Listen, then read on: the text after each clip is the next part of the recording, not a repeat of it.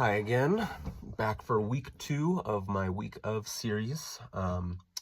This week's book is The Chalice and the Blade by Riane Eisler. It's been kind of difficult for me to decide how I want to talk about this book because it, at least to me, seems to be important feminist literature, and that just is awkward for me to talk about because, I don't know, as a man, I feel like I don't have a very a valid opinion about feminism and whatnot. But this was a really good book, and I read it, so I need to talk about it for the series. Anyway, suffice it to say, it's going to be a little awkward, especially because instead of writing a script, I'm deciding to freestyle this.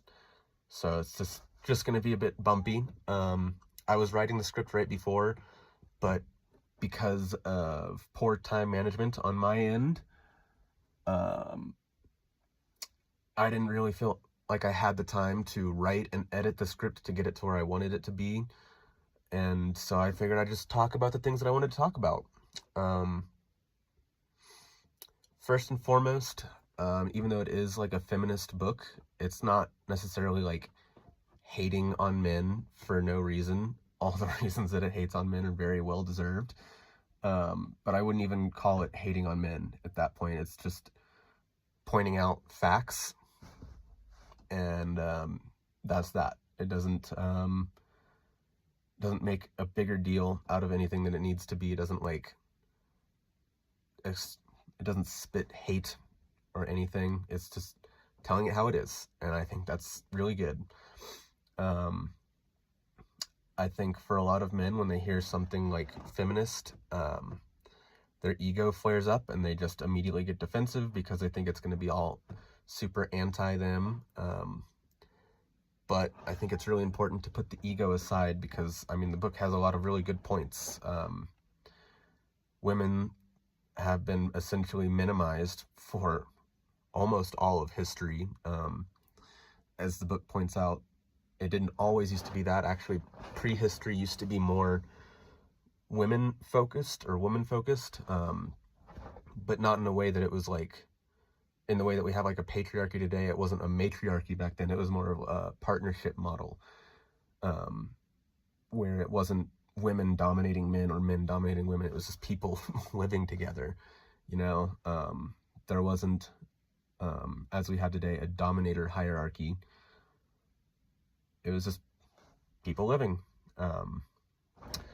And a lot of that has been misinterpreted over the years. In early archaeology, they kind of just took everything as hunting or male-dominated or violent, Neanderthals, whatever, because of just the pre-existing notions and the way that they saw society at the time. They just kind of forced everything they found into that pre-existing model. But that's not how it was. The book starts with Eisler talking about the Paleolithic and Neolithic times with those people. And a lot of the evidence seems to point to everything being like passed down to the woman, being matrilinear, with women being much more of like the respected people of society, like being the priestesses and whatnot, and like the wise women of the villages holding that kind of esteem, being like the village leaders and whatnot. Again, not in like a dominating kind of a way. Also, it seems that like all of these prehistoric civilizations had a similar religion in that they would worship some form of a goddess, which, I mean, makes a lot of sense. They were concerned with living and rebirth more than dying and war and stuff, and life comes from the woman, so it makes a lot of sense that woman, or God, was a woman to them. Yeah, the goddess is like a very pervasive theme throughout all of them, all of the civilizations, I mean, for a long time. It's also very unlikely that it was a super violent time back in prehistory, because any villages or cities that show up don't really have any show of like defensive measures like walls or anything until quite a bit later. Like the Bronze Age and stuff is when people start getting violent. Of course, there was like violence. It's not to say that it was a perfect utopia back then, but certainly not like the bloodthirsty caveman idea that a lot of people might have. Yeah, and then it talks about, or Eisler talks about Crete, Minoan Crete, the island just off of Greece, I think. But they had a very technologically and socially advanced society that we wouldn't have expected to have until we discovered it, and excavated and learned about the society. It seems like there was a lot of social work that was done by whatever government, and like probably not even ruled by a king. It's debatable that there was kings. But all the art seems to makes it look more like there was a queen instead. But they were like a really peaceful people. They traded and stuff. There was no art depicting big wars. There was no war heroes or anything like that. And the technology was just like ahead of its time. And they had like indoor plumbing. Crete was kind of the last bastion for like the goddess, because they were around in the Bronze Age. And at that time, a lot of other societies were kind of shifting from the goddess to more warlike male gods, for reasons that I'll get into in just a second. But like they still had the goddess, but she was moved to more of like a secondary deity, and also was given warlike attributes, like Athena, the goddess of wisdom, but also of war. Yeah, so when Crete fell, that was kind of the last bit of the real partnership model in the ancient world. Then it starts to get into more of a dominator model, where men feel like they have to dominate and control everything. And a large part of that is controlling women, because female values, feminine virtues, kind of undermine that source of control. And that's bad for dominator hierarchy. It was kind of mind-blowing for me to like see the parallels. It actually relates a lot to the next book that I'm going to read for the series. In fact, The Chalice and the Blade, I think, is part of the inspiration for the next book after having read both. But like basically all the religions that come about are talking about domination and like controlling the women, and the man, it's God, man, women, and the rest, is how the hierarchy goes, according to all these religions and societies that come up afterwards. And the book does a really good job of illustrating how those changes come about, and why they came about and all that. The biggest thing for me is like I'd already kind of viewed the Bible as like propaganda for Christianity, more than like an actual history. I mean, it's been edited so heavily, but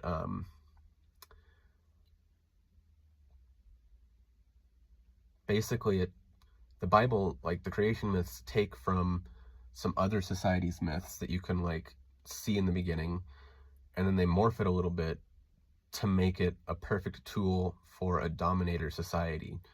A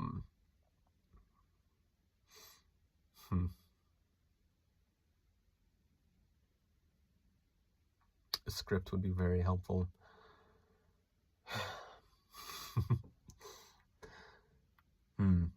Some of the symbolism that really stood out to me was like in prehistory, the goddess, and one of her, the symbol for the goddess was a snake, or like some serpentine figure. There's a lot of illustrations of the goddess having like snake-like features, or like a literal snake on her. But then in the Bible, the snake is the snake is like Satan in the garden tempting Eve. And it's putting it there to kind of take all of these old religions and be like, no, that's evil, that's demonic or whatever, when it's just propaganda against them to try and proliferate. Is that the word? Maybe, I don't know. Anyway, it's there to try and make Christianity seem like the righteous thing, and taking the imagery from other religions and civilizations and painting it as evil to give a clear us versus them, I guess. Thought that was pretty crazy. And then there's also like a crazy difference between the Old Testament and the New Testament. Like, the Old Testament is all about dominating. Like, Moses comes about and like he says that God says when they conquer another tribe or people that they're supposed to kill all the men and all the like boys and kill all the women who have slept with a man, and keep all the females and all the virgins and whatnot for themselves. And that's like brutal, but it's like morally okay because God was saying to do it or whatever. God was saying that man can dominate and do that, and so they just give it a pass. But then Jesus comes around, and his whole teaching is like, love your neighbor as yourself. I can't remember the exact quote. Again, a script would be helpful, but it's something like, there is no difference between man and woman in the eyes of God. You're all just people. And that's a pretty crazy quote if for a dominator society that's saying that man is above woman. It's saying that there is no difference between man and woman. We're all just people. And I mean, the Bible has been very heavily edited by like kings in medieval times and whatnot to kind of give them more of a religious claim to the throne or whatever. And also it was edited heavily at the time because Jesus was seen as a very dangerous figure back then, spreading dissent and unrest, basically a revolutionary, turning the whole world upside down. To the priests, it was like heresy what he was saying. He would also talk with women a lot. He would hang around with women in a way that was seen as very taboo. He would hold his meetings at like the house of women. It says constantly throughout the Bible that he would go to the house of this woman or this woman and hold the meetings. And that was like, again, very taboo. Women were supposed to be subservient or beneath men. In fact, Mary Magdalene is apparently like the most important figure in Jesus' apostles. In fact, there's probably more than just the 12 apostles. There's probably many apostles, and there were a lot of women apostles, but that's been kind of erased from the record.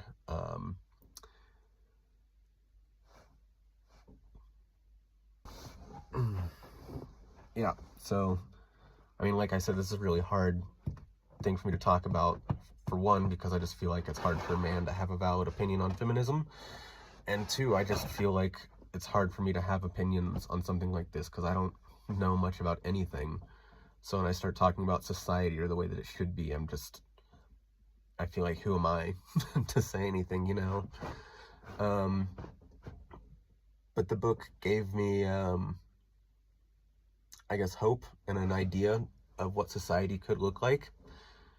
It talks about how we're in an androcy, a male-dominated society, when we could have a gileny, I don't know, which is a partnership society where there is no dominance hierarchies. We all just exist together. There is no like men are better than women or women are better than men. There is no restriction of positions of like power because they can be done equally as well by men or women. I don't know. I feel like there's more to say, but I just don't feel like I quite know how to express it. So I guess I'll just cut it off there. But the book is really good. I'd highly recommend it. I know in the description of the last week's video, I said I was going to try and do a lot better. And this is a book that I actually was a bit more passionate about reading. But again, time management.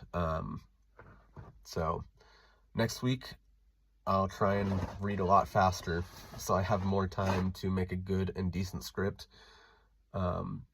Reading the Chalice and the Blade probably changed up the order that I had planned a little bit. I'm going to read Ishmael by Daniel Quinn for this week. I've already read it several times. I'm going to read it again. I'm going to try and take notes during this time. For the last 2 books, I haven't been taking notes. And then whenever I write the script or do this, it's all from memory. And clearly, that's not working for me. I struggle quite a bit. So I'm going to take notes this time and try and make a decent script. Try and give myself like 2 days to actually write and edit it, or however long it takes. But I will have the video out next Tuesday. But yeah, like I said, I also think that a lot of the stuff in Ishmael relates a lot to what is being said in the Chalice and the Blade, as far as like society is going kind of the wrong direction and is being very much more destructive. Yeah, there's a lot in the Chalice and the Blade, and I would definitely recommend anyone reading it, even if you don't think you're a feminist, especially if you don't think you're a feminist, or if you're like anti-woman, I guess. Read it.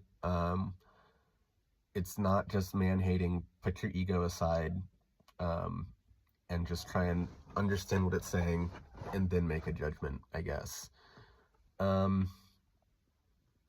Yeah, I guess that's it. Kind of an awkward video, hard for me to film, took a lot of takes. But yeah, I'll be back next week with Ishmael.